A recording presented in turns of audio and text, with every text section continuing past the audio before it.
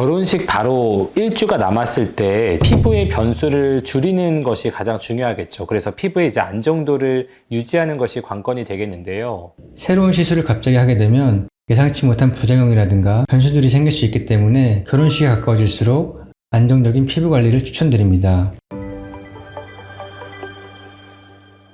안녕하세요. 피부 얼라이브의 피부과 전문의 서성락, 피부과 전문의 이성구입니다. 결혼 시즌 하면 보통 4, 5월을 많이 떠올리시죠? 웨딩 관련 시술은 결혼식 3, 4개월 전, 5월에 결혼한다고 하면 2월부터 많이 준비를 하기 시작하시는데요. 오늘은 바로 이 질문입니다. 결혼식 3개월 남았는데 어떤 시술을 해야 되죠? 먼저 시술 소개에 앞서 웨딩 시술의 핵심 원칙 3가지와 흔히 하는 실수 5가지를 알아보겠습니다. 첫 번째 원칙은 리프팅은 조금 더 일찍 하시는 것을 추천드립니다. 울세라나 서마이처럼 즉각적인 효과가 나타나지 않는 리프팅 시술을 조금 더 여유를 두고 하시는 것을 추천드립니다. 두 번째 원칙은 필러라든가 보톡스 같은 주사 시술들은 붓기라든가 미세 조정이 필요할 수 있기 때문에 리터치하는 시간이 꼭 필요합니다. 세 번째 원칙은 식 직전에는 시술보단 피부 컨디션 조절만 하는 것을 추천드립니다. 새로운 시술을 갑자기 하게 되면 예상치 못한 부작용이라든가 변수들이 생길 수 있기 때문에 결혼식이 가까워질수록 안정적인 피부 관리를 추천드립니다.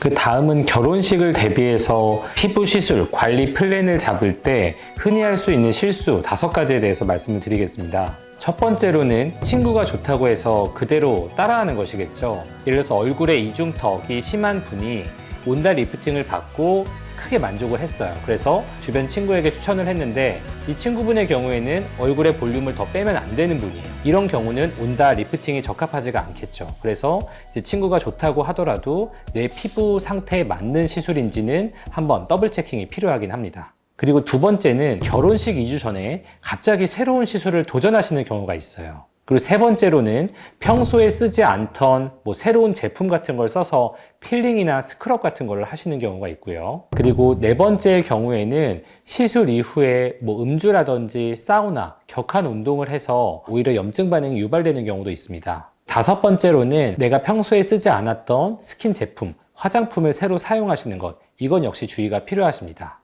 네, 그럼 이제 본편입니다.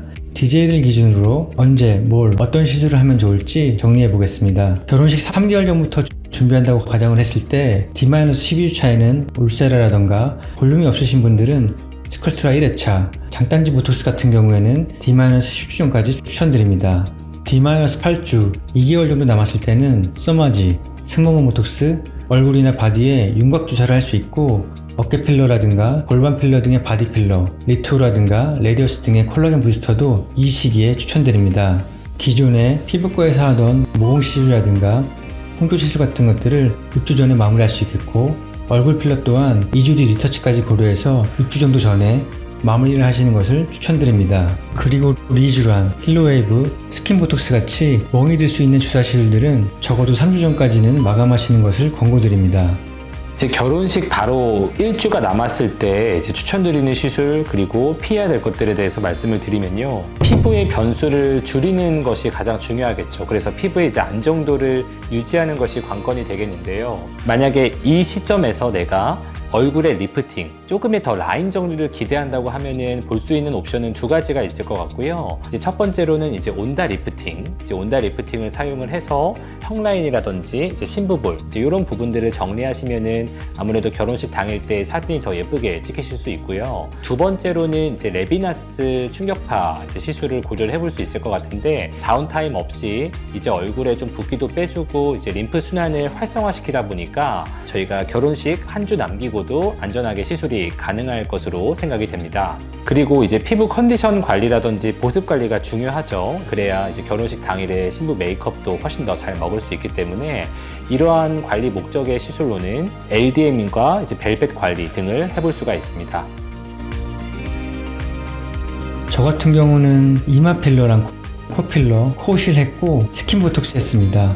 저 같은 경우는 아무래도 좀 통증이 덜하고 전체적으로 좀 피부결이 정돈돼 보일 수 있는 서마지 시술을 받았었고요. 모공 개선 목적으로 이제 스킨 보톡스를 좀 맞았었고 신랑의 경우에도 기본적인 메이크업을 하기 때문에 소위 말하는 화장빨을 좀 잘 받는 목적으로 이제 리쥬란을 받았었습니다. 결혼 준비 시술은 결국 언제 하냐가 절반입니다. 위에 말씀드렸던 체크리스트만 잘 확인하셔도 많은 변수가 줄어들 수 있을 것입니다. 저희 얼라이브로 결혼식 날짜와 고민되는 부위를 말씀해 주시면 그에 맞게 시술 스케줄을 잘 짜드리겠습니다. 이상으로 피부 얼라이브의 피부과 전문의 서성락 이성구였습니다.